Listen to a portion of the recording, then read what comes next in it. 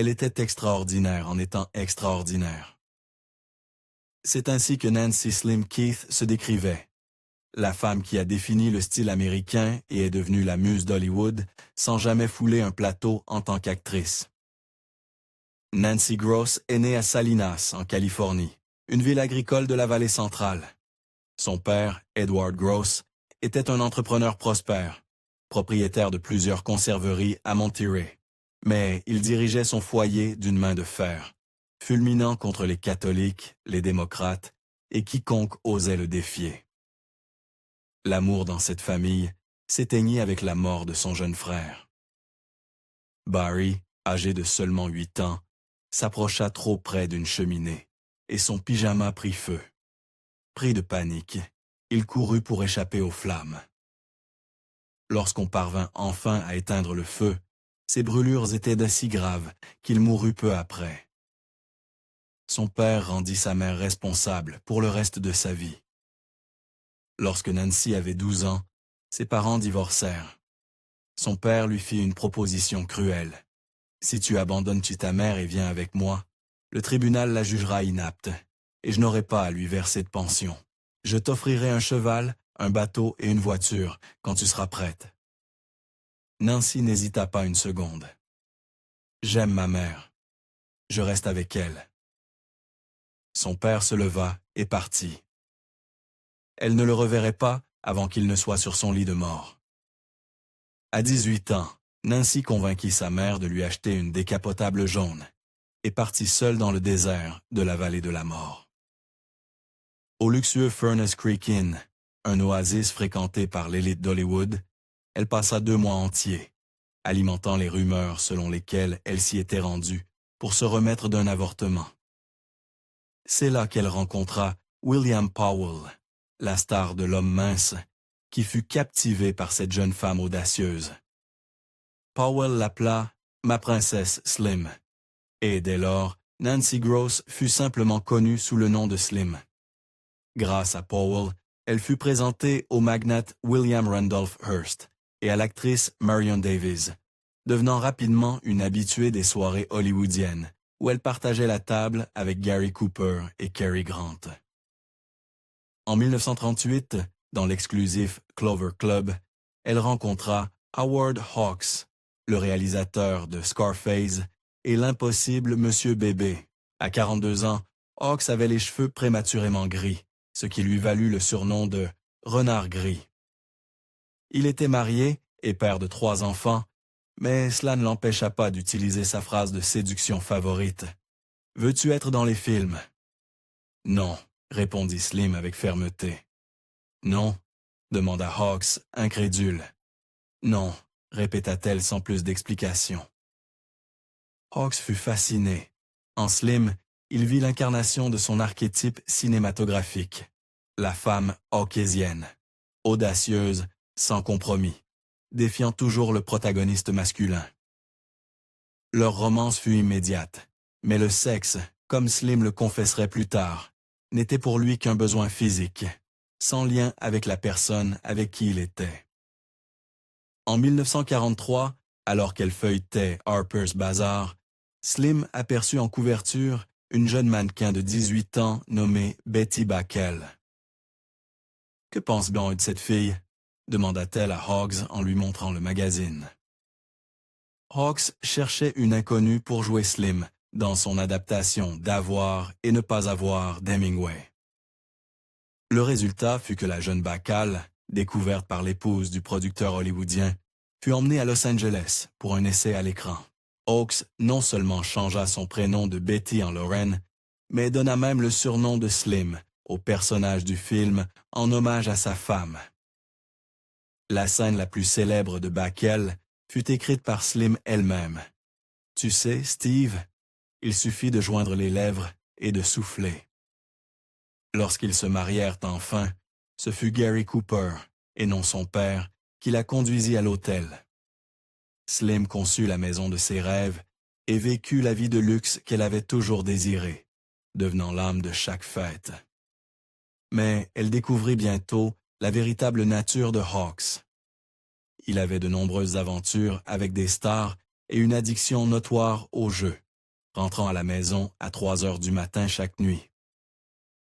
Ce qui agaçait le plus Slim, c'était de sentir que Hawks était un imposteur.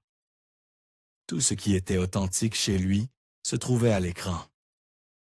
Il se faisait passer pour un capitaine de bateau, mais il avait toujours le mal de mer. Il racontait des histoires sur son passé de pilote pendant la Première Guerre mondiale, mais il ne savait pas piloter un avion. Ennuyé et fatigué, Slim entama une liaison avec Clark Gable. Malgré son apparence éblouissante et son affection sincère pour elle, elle se lassa vite. Il n'était tout simplement pas très intéressant, dirait-elle plus tard. Elle travailla également comme mannequin, apparaissant en couverture de Harper's Bazaar et de 4 autres magazines. À 22 ans, elle devint la première citoyenne privée à remporter le prix de mode Neiman Marcus pour avoir inspiré les autres par son style. Elle incarnait l'idéal californien, grande, séduisante, avec un style décontracté et résolument américain. Dans une ère de coiffure volumineuse et de froufrou, Slim affichait un glamour sartorial qui faisait toujours écho à ses origines californiennes. Veste structurée, pantalon kaki et mocassins souples. Lors d'un voyage à Cuba pour rendre visite à Ernest Hemingway, l'écrivain fut profondément impressionné par Slim. Une nuit, Hemingway resta sur le seuil, la regardant se brosser les cheveux. « Puis-je le faire ?» demanda-t-il. « Bien sûr, chérie, » répondit-elle. Après 20 minutes de brossage, il jeta la brosse au sol, soupirant. « Tu n'as pas idée de ce que tu me fais. » Hemingway et Slim entretinrent une amitié à vie, l'écrivain représentant tout ce que Hawks prétendait être, un homme authentique et aventureux. À Cuba, elle rencontra également Leland Hayward, l'agent hollywoodien qui avait été le compagnon de Katharine Hepburn et Greta Garbo. Contrairement à Hawks, Hayward était un véritable pilote et l'un des fondateurs de Southwest Airlines. Quand Hawks les surprit ensemble, il se contenta de tourner les talons et de s'éloigner, devenant un fantôme dans sa propre maison. Leur mariage se termina à l'amiable, sans larmes, sans colère, sans souvenirs douloureux. C'était comme s'il n'avait jamais rien existé, se rappellerait Slim. Hayward divorça également peu après, et ils se marièrent en 1949 dans la propriété de William et Babe Paley. Slim croyait fermement que Hayward était l'amour de sa vie. Quand j'ai perdu Leland, j'ai perdu la meilleure partie de ma vie. Mais Hayward l'abandonna pour Pamela Churchill, et Slim se maria une 3e fois avec le banquier britannique Kenneth Keith. À New York, Slim intégra le cercle que Truman Capote surnomma « les Cygnes », des femmes socialites riches qui le considéraient comme un ami proche. Sans qu'elles le sachent, Capote collectait du matériel pour un livre. En 1975, la publication de Answered Prayers dans Esquire révéla les détails sordides des vies des Cygnes de Capote.